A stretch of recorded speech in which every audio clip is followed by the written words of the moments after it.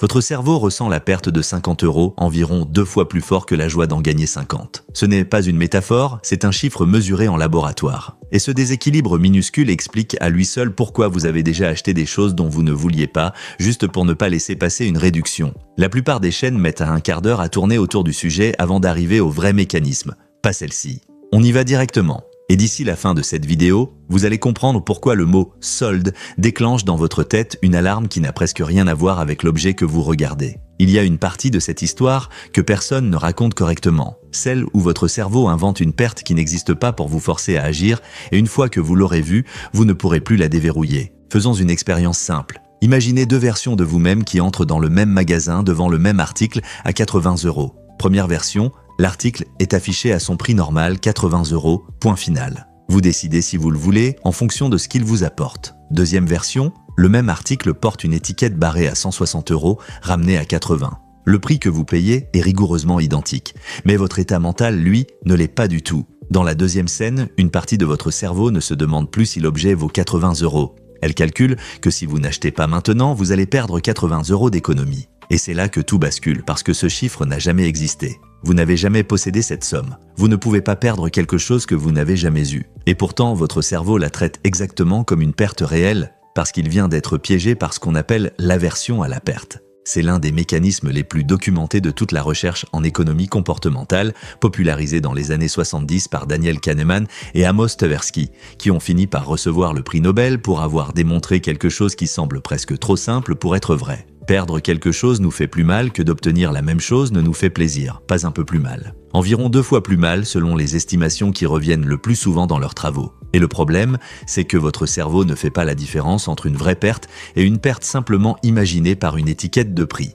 Le magasin n'a pas besoin de vous prendre de l'argent pour activer cette douleur. Il lui suffit de vous faire croire, l'espace d'une décision, qu'une perte est sur le point de se produire si vous n'agissez pas. Et voici la partie que je voulais vraiment vous montrer, celle qui change la façon dont vous allez regarder chaque promotion à partir de maintenant. Pensez à votre rapport à l'argent comme à 2 compartiments séparés dans votre tête, même si c'est la même somme sur votre compte. Il y a le compartiment « dépenser », celui qui s'active quand vous sortez votre carte. Et il y a le compartiment « perdre une économie ». Celui qui s'active quand un prix barré vous donne l'impression qu'une réduction va vous filer entre les doigts si vous hésitez trop longtemps. Le premier vous pousse à la prudence, le second vous pousse à la précipitation parce qu'il n'y a rien de plus urgent pour votre cerveau que d'empêcher une perte. Le génie du marketing des soldes, c'est qu'il a trouvé comment faire glisser un simple achat du premier compartiment vers le second. Il ne vous demande plus de décider si vous voulez dépenser, il vous met en position de défendre un gain que vous croyez déjà avoir entre les mains. Il existe une étude restée assez célèbre, menée par l'économiste Jack Knight, dans laquelle des participants recevaient un objet,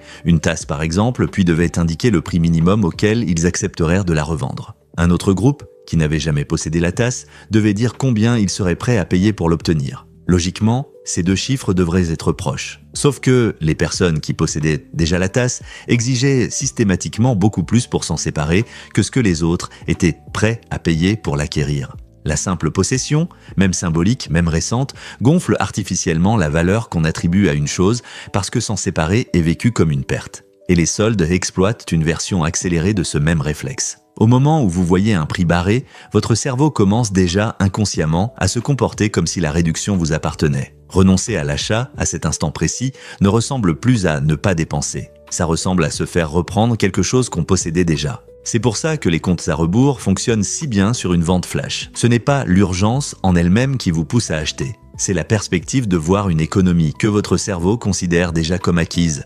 Vous échappez dans les 10 minutes qui suivent. Et c'est exactement pour ça que les notifications, il ne reste que 3 articles en stock, sont redoutables. Elles ne vous informent pas d'une rareté. Elles vous annoncent une perte imminente d'un avantage que vous aviez l'impression de détenir, alors que vous n'avez encore rien acheté du tout. Et si cette histoire de compartiment vient de faire tilt, si vous sentez déjà que vous allez repérer ce mécanisme la prochaine fois qu'une étiquette rouge vous saute aux yeux, un like ne coûte rien et ça aide vraiment cette vidéo à atteindre d'autres personnes qui passent à côté de ce réflexe sans jamais le voir passer. Maintenant, il y a une question qu'on ne se pose presque jamais face à une promotion et c'est précisément celle qui désamorce tout le mécanisme. Pas combien est-ce que j'économise, mais si cet article était à son prix plein aujourd'hui, est-ce que je l'achèterais quand même ? C'est une question d'apparence anodine, mais elle change complètement le compartiment dans lequel votre décision se loge. Elle vous ramène du côté « est-ce que je veux dépenser pour ça ?» loin du côté « est-ce que je vais perdre une économie ?» Et la plupart du temps, honnêtement, la réponse est non. Ce qui veut dire que ce n'était jamais l'objet qui vous attirait. C'était la peur de laisser filer un gain fictif.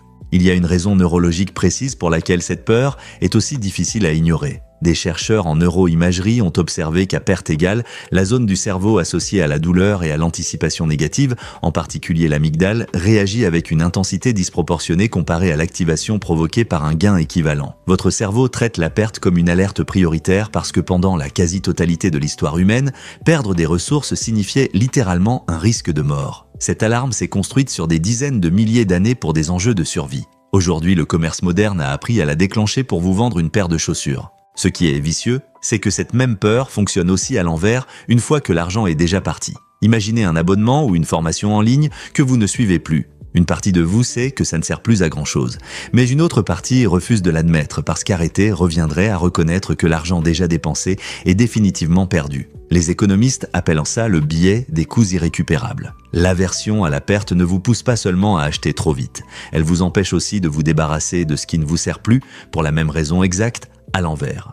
Voici un calcul qui rend tout ça concret. Supposons que vous cédiez à ce réflexe 2 ou 3 fois par mois pour des achats que vous n'auriez jamais fait sans la pression d'une promotion à hauteur d'environ 60 € à chaque fois. Ça représente autour de 180 € par mois, un peu plus de 2000 € sur une année. Placée sur un support qui rapporte en moyenne 7% par an, cette somme deviendrait, au bout de 20 ans, quelque chose qui s'approche de 90 000 €. Pas parce que l'argent aurait magiquement grossi tout seul, mais simplement parce qu'il aurait eu le temps de travailler au lieu d'être absorbé par des décisions prises sous une fausse alarme de perte. Chaque fois que vous achetez pour éviter une perte imaginaire, vous créez en échange une perte bien réelle, simplement étalée sur des années et donc invisible sur le moment. Le recadrage qui fonctionne vraiment n'est pas de vous interdire les promotions, parce que certaines sont sincèrement utiles. C'est de remarquer, à l'instant précis, où vous sentez cette petite urgence monter, ce pincement qui ressemble à « si je n'agis pas maintenant, je perds quelque chose », que cette sensation est le signal lui-même, pas une information fiable sur la réalité. C'est votre cerveau qui active une alarme conçue pour des dangers de survie,